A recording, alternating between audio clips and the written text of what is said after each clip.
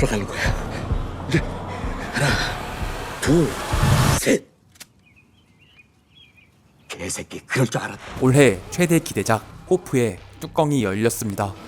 후속작이 나온다면 외계인의 사연이 될 것 같은데 그 사연을 우리가 볼 수 있을까? 극강의 호불호, 10년을 기다린 나홍진의 후속작 호프. 스포가 살짝 관람에 방해가 되지 않을 정도만 포함된 감상문 리뷰. 주민 시작합니다.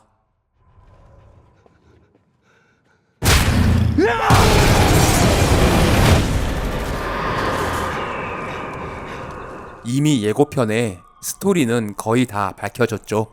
그게 다이기도 해서 일단 패스하고 바로 관람 포인트로 넘어갈게요.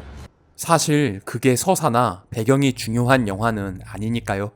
이 영화를 꼭 극장에서 봐야 하는 이유, 첫 번째는 기깔나는 액션과 추격전입니다.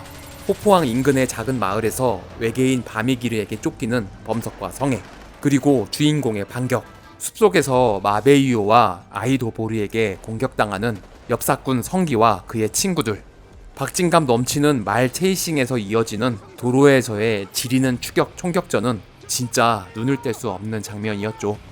와, 이때 터지는 도파민은 정말.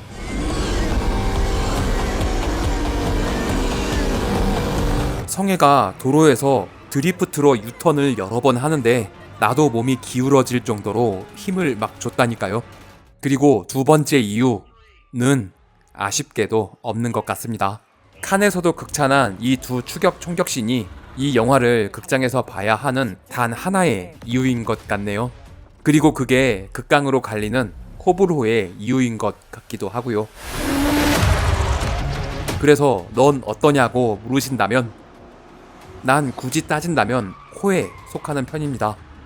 161분에 달하는 러닝타임 동안 한순간도 지루하지 않았고 극장으로 갈 때부터 이미 딱 그 정도만 바라고 갔거든요.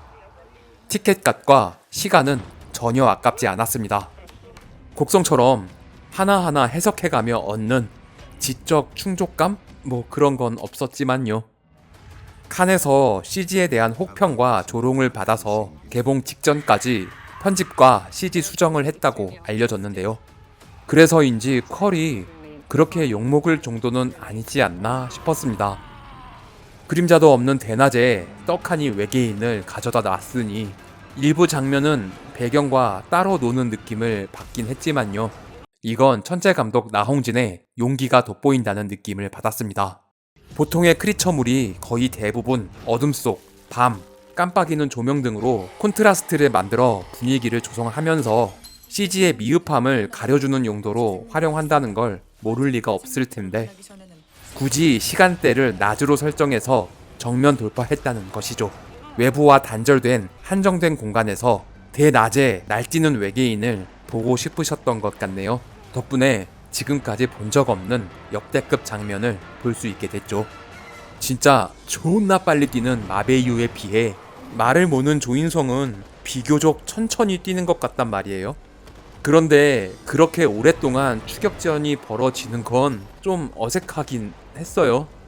겁나 빠른데 잡지를 못해. 산불로 인해 경찰 인원이 다 빠지고 통신마저 두절되어 외부와 철저히 단절된 공간인 호포항의 이미지가 매력적이었습니다. 1970에서 80년대 군사 경계선 주변 어촌 마을이라는 설정이긴 한데 어느 한 시대에 한국의 어떤 지역을 고증했다기보다 오히려 한국 같지 않은 느낌마저 드는 판타지적인 공간으로 만들었습니다. 마을 주민들이 다 같이 사투리를 쓰는 것도 아니고 마을에 죽어있는 사람들을 제외하면 여타의 재난물처럼 막 도망쳐 다니는 사람들도 없는 빈 공간이죠. 지극히 현실적인 공간과 갑자기 나타난 크리처의 괴기스러움에 대비해서 오는 공포보다는 판타지적인 느낌의 낯선 공간에서 곧 만나게 될 외계인으로 관객을 끌고 가는 서스펜스와 추격전에서 벌어지는 액션 쾌감에 더 집중했다는 느낌이 든달까요?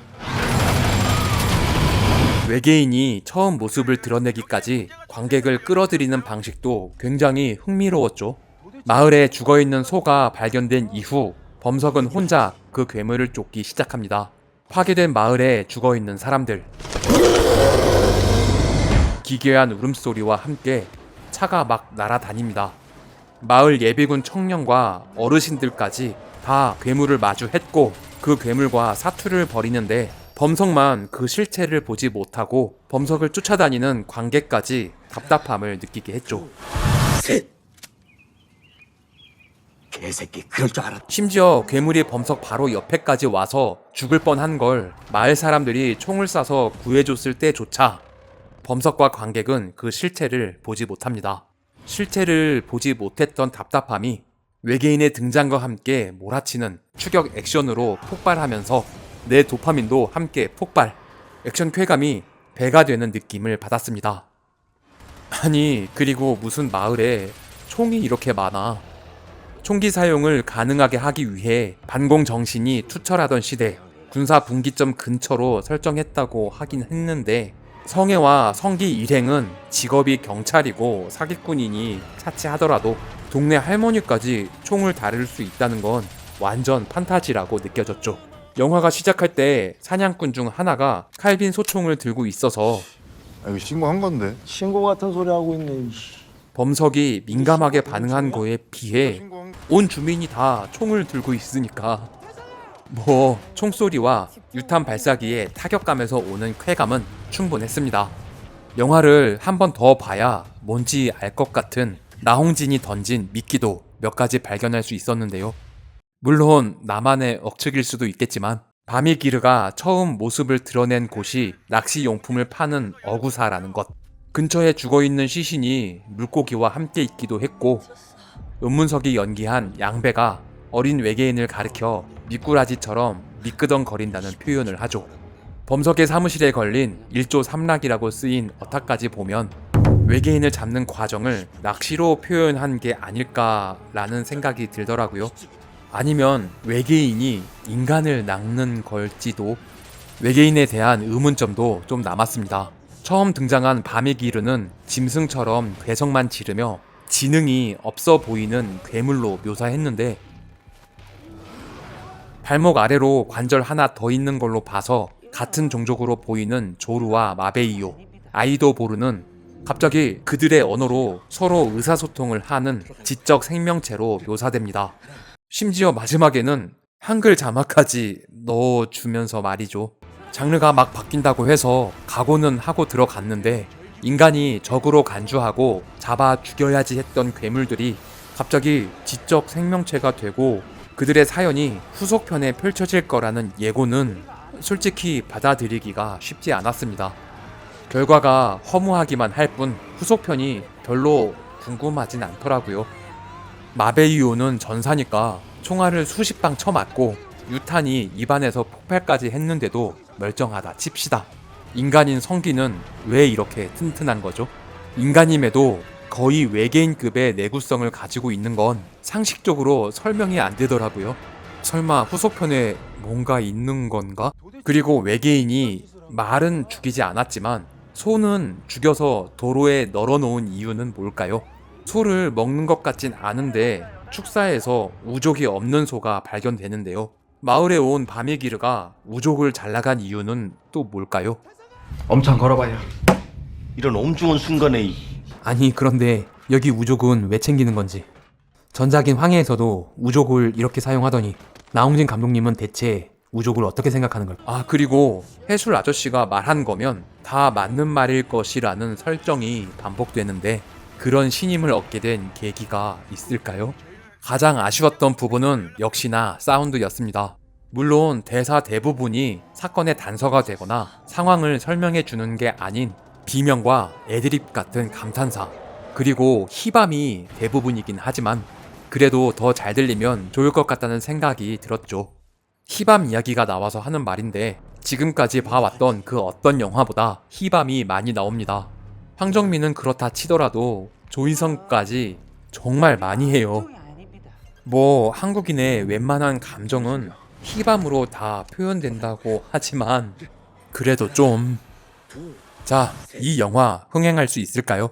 나홍진 감독은 이게 성공해야 후속편이 나올 수 있다고 했는데 솔직히 나는 좋았지만 흥행은 어떨지 잘 모르겠네요.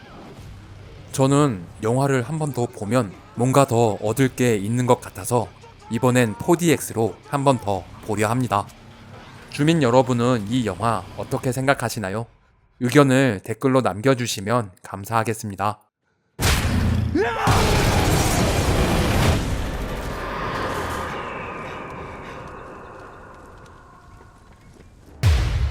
구독과 좋아요는 사랑입니다.